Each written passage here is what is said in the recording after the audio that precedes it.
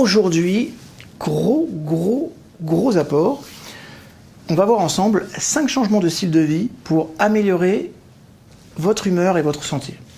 Plutôt pas mal. Vous allez voir, c'est simple, mais moi j'aime bien quand c'est simple parce que quand c'est juste, c'est simple. Donc si c'est simple, c'est juste aussi. Avant ça, je vais vous proposer une petite question du jour. Parfois, je vous donne des petites questions du jour. La question du jour, c'est: qu'en est-il de votre style de vie? D'abord, est-ce que vous aimez votre style de vie? Et est-ce que vous avez envie de le faire évoluer? Est-ce que vous aimez? Est-ce que vous avez envie? Et ensuite, naturellement, qu'est-ce que vous pouvez changer? Et cette vidéo va vous y aider.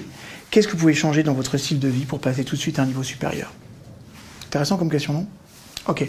En attendant, comme d'habitude, je vous remercie. Vos partages, vos likes, vos commentaires, votre participation aux différents réseaux, que ce soit Facebook, Instagram, YouTube. Merci beaucoup. Voilà. Donc, comme je vous l'ai dit, on va voir 5 changements de style de vie pour améliorer votre santé, surtout votre santé mentale et votre humeur. Nous, les humains, on a tendance à oublier que, d'abord, nous sommes des animaux sauvages. C'est vrai que nous sommes des animaux sauvages. Ce qui explique peut-être pourquoi notre planète se dirige vers une catastrophe liée à un changement climatique. Ça veut dire que nous avons perdu la connexion avec la planète Terre. Et je crois, à bien y regarder, donc, quand on voit tout ce qui se passe autour de nous, dans le monde entier, que la Terre est en train de se rebeller. Et moi, j'en suis venu à croire que l'un des symptômes de notre perte de connexion est la perte de santé mentale et de bien-être. Et c'est pour ça qu'en fait, on a perdu notre connexion. Je crois profondément ça. Alors, c'est une croyance, certains vont dire, David, c'est une croyance. C'est ma croyance, je vous l'accorde.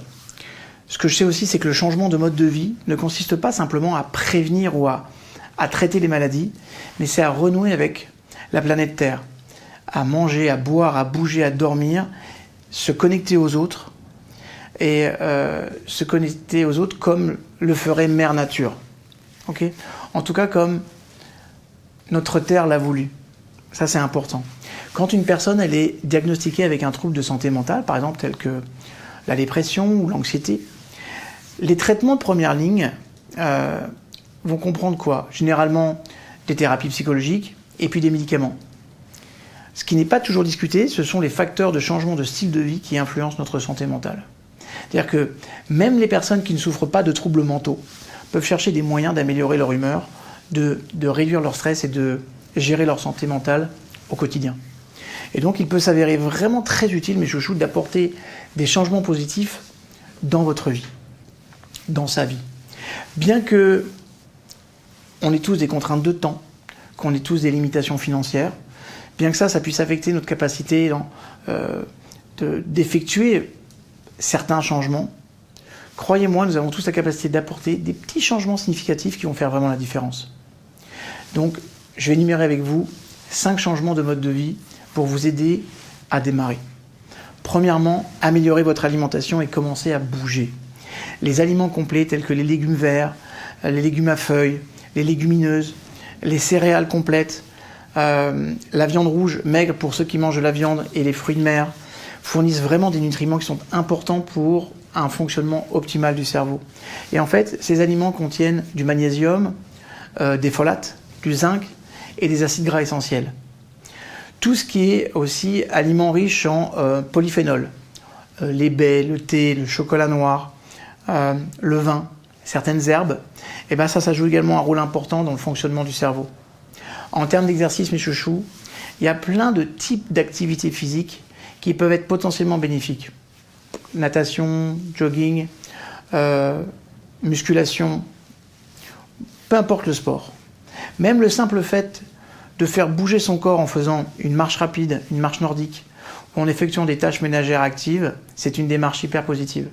Vous savez, par exemple, à travers tous mes programmes, en tout cas les derniers programmes que j'ai fait, il y avait à chaque fois des relaxations neurodynamiques où pendant près d'une demi-heure, je vous demande de sortir, je vous fais accélérer le rythme, je vous le fais ralentir, j'utilise 4 parties du cerveau spécifiques pour faire passer des messages.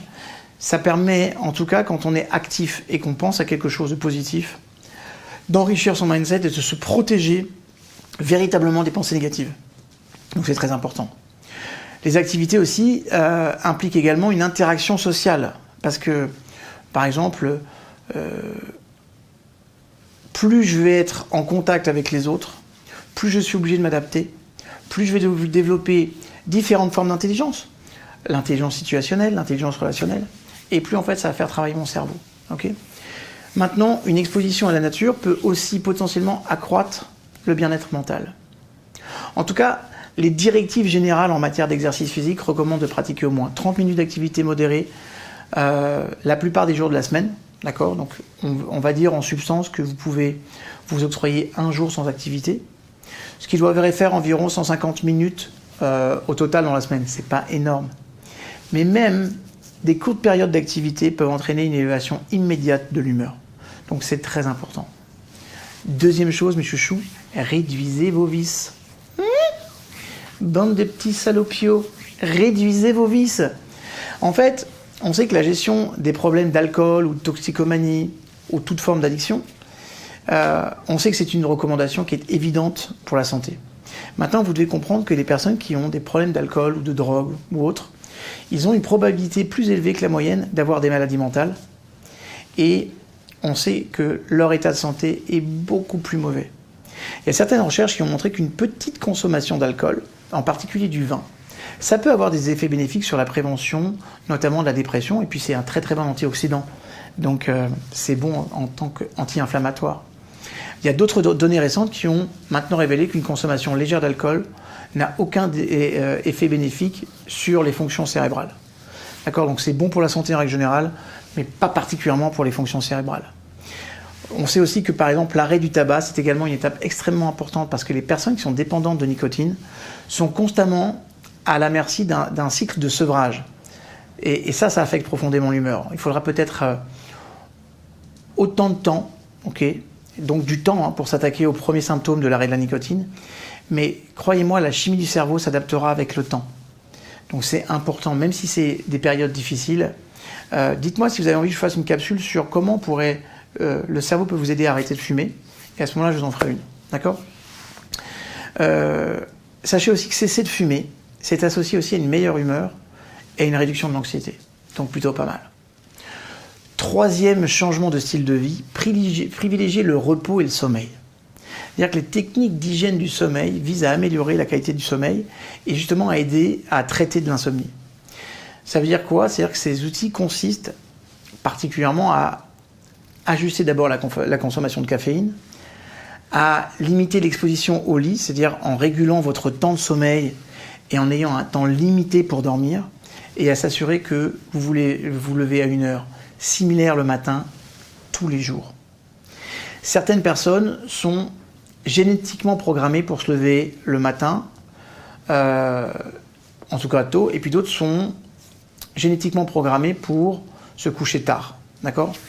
Et on doit donc idéalement disposer d'une certaine flexibilité, parce que c'est important de s'adapter par rapport à nos horaires de travail. Maintenant, sachez que si vous êtes un couche-tard et que vous devez vous lever tôt pour le boulot, si vous rentrez dans une certaine forme de régularité et que tous les jours vous levez à la même heure, au bout de 3 mois, c'est le temps qu'il y ait la mise en place de connexions neuronales qu'on appelle un chemin neuronal, et bien au bout de 3 mois, ça deviendra pour vous naturel de vous coucher un peu plus tôt parce que vous vous levez le lendemain plus tôt. D'accord ? Donc en fait, votre biologie, elle s'adaptera quoi qu'il arrive. C'est également important de ne pas forcer le sommeil, mes chouchous. Si vous ne pouvez pas vous endormir dans un délai d'environ 20 minutes, c'est peut-être préférable de vous lever, de concentrer votre esprit sur une activité, par exemple la lecture, pas les tablettes, ou les ordinateurs, bref, ce qui va vous donner de la lumière bleue, d'accord ? Mais ça peut être quelque chose qui va vous permettre de vous concentrer, l'écriture d'un livre, faire de la peinture si vous faites de la peinture, voilà. Bref, faites-le avec un minimum de lumière, ok, et avec un minimum de stimulation. Donc franchement, la lecture c'est top. Et faites-le jusqu'à ce que vous vous sentiez vraiment fatigué, et ensuite vous allez vous coucher. L'autre pilier d'un meilleur sommeil, c'est de réduire l'exposition à la lumière. Je vous en ai parlé il y a quelques secondes, particulièrement la lumière bleue, des ordinateurs portables et des smartphones. Avant de dormir, il n'y a rien de pire, parce que ça augmentera la sécrétion de la mélatonine, et ça va vous aider à vous endormir. Donc, si vous regardez la lumière bleue, eh ben en fait, ça va couper la production de la mélatonine, et du coup, ça ne va pas vous aider à l'endormissement.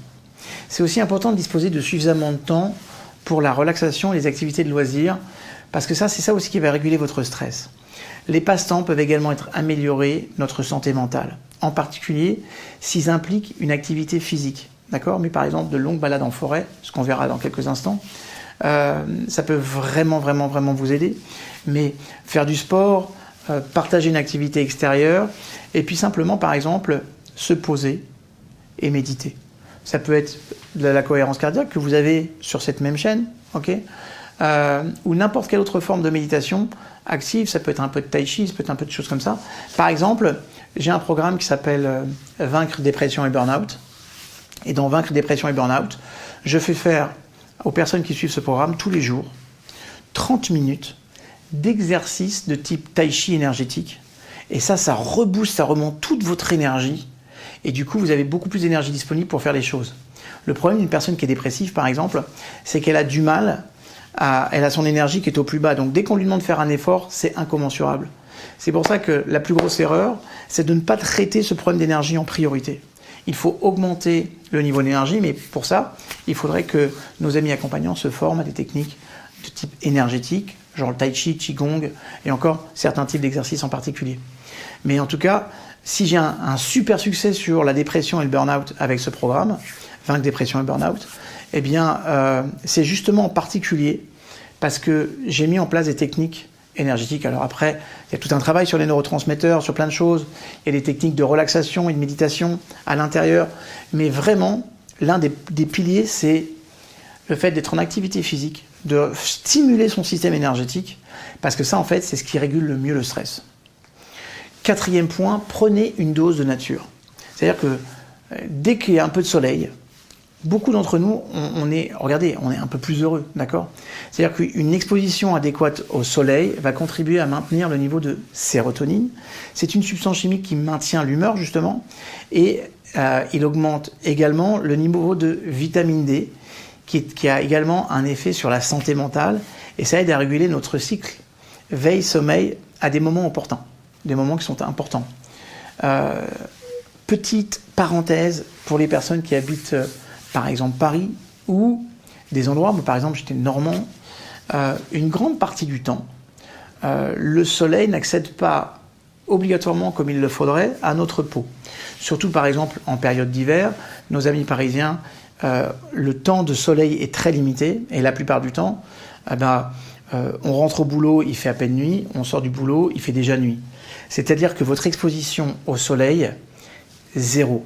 La vitamine D, quand elle est hyper carencée, ça donne des conséquences en chaîne dont vous ne pouvez pas imaginer les effets. Moi, j'ai un ami, par exemple, qui était à Londres, qui a pensé qu'il faisait une crise cardiaque, et il avait fait plein de tests en France, et c'est une personne, c'est un naturopathe qui lui a dit de prendre de la vitamine D, et ça a changé tout de suite sa vie, et les tests ont montré qu'effectivement, il était surcarencé en vitamine D.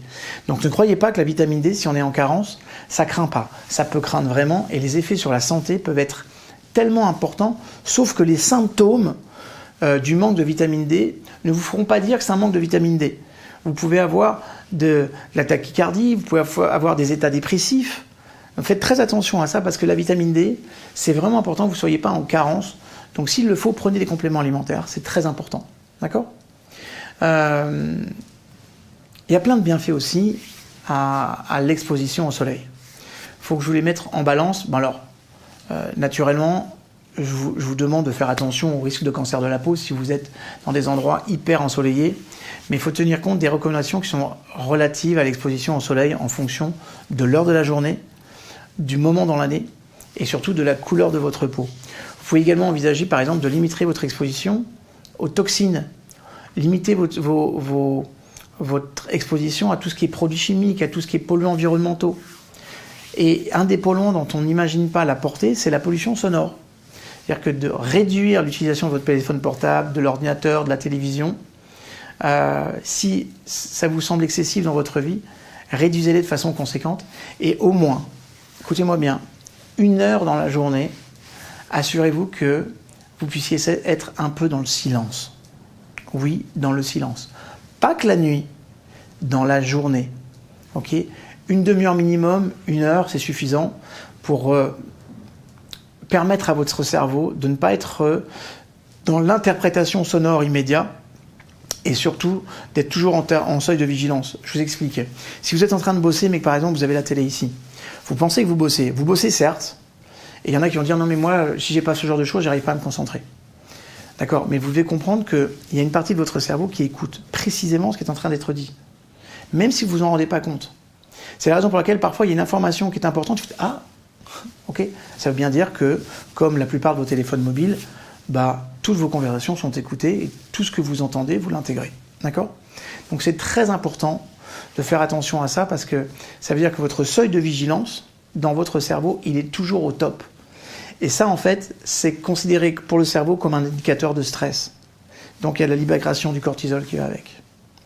Un antidote à ça, ça peut être simplement de passer un temps dans la nature. Il y a plein d'études qui montrent que le temps que vous passez dans la nature, ça peut améliorer l'estime de soi, oui, et l'humeur. D'ailleurs, dans certaines régions d'Asie, passer du temps dans une forêt, on appelle ça un bain de forêt là-bas, c'est considéré comme une prescription pour la santé mentale. C'est important d'y réfléchir. En tout cas, c'est un prolongement naturel du temps passé dans la flore. C'est également tout ce qui va être l'effet positif que les animaux ils ont sur nous. Si vous avez la chance d'en avoir, si vous avez la chance de promener avec vos animaux, cette interaction, moi à chaque fois que je fais des balades régulièrement avec mes chiennes, en tout cas j'en fais une tous les jours minimum, je les sors 3 fois par jour, d'accord ? Et une fois je fais une grande balade avec eux. Et en fait ces interactions nous permettent vraiment de complètement déconnecter. Et il y a même des recherches qui suggèrent que le fait d'avoir un animal de compagnie a plein d'effets positifs. Et d'ailleurs, la thérapie assistée par les animaux, avec des chevaux, avec des chats, avec des chiens, et même des dauphins, ça peut vraiment renforcer le sentiment de bien-être. Personnellement, moi j'apprends à faire du cheval ici à côté de Tel Aviv avec un maître équestre, un garçon qui s'appelle Jonathan, c'est incroyable. Et bien en fait, ce qui est intéressant, c'est que avant de monter à cheval, il vous explique toutes les formes d'intelligence du cheval, les interactions, le langage verbal et non verbal qu'on peut avoir, et il ne vous fait pas monter tant que vous ne pouvez pas diriger un cheval qu'avec vos gestes et certaines instructions. C'est-à-dire qu'on nous apprend vraiment à avoir une certaine forme de lâcher prise, parce que prenez un cheval, c'est une bestiole quand même entre 600 et 700 kilos, il se retourne, il vous frappe, il vous tue. D'accord ? Donc, c'est un cheval, le cheval, c'est un animal qui est tout le temps aux aguets. Il est tout le temps en situation reptilienne limite. Donc, pour le rassurer, il faut vraiment avoir une interaction particulière. En tout cas, moi, je m'éclate à apprendre à faire de l'équitation avec Jonathan, mais surtout d'avoir cette relation avec les chevaux, c'est juste incroyable. Donc, chaque fois que vous pourrez avoir des relations avec un animal, sachez que les bienfaits pour votre bien-être sont très nombreux. Et puis, 5e et dernière chose à changer, à améliorer dans votre style de vie, c'est tendre la main lorsque vous avez besoin d'aide. Les changements positifs de style de vie remplacent des moments difficiles, mais ça ne remplace pas les médicaments, ça ne remplace pas la thérapie psychologique, mais ce sont des choses que les gens peuvent entreprendre eux-mêmes en plus de leur traitement. Et ça, si vous êtes en thérapie, tout ce que je vous ai dit là, c'est que du bonus en plus. S'il y a plein de changements de mode de vie qui peuvent être positifs, certains, par exemple, éviter la malbouffe, éviter l'alcool ou arrêter de fumer, peuvent être difficiles à réaliser s'ils sont utilisés comme une espèce de béquille psychologique.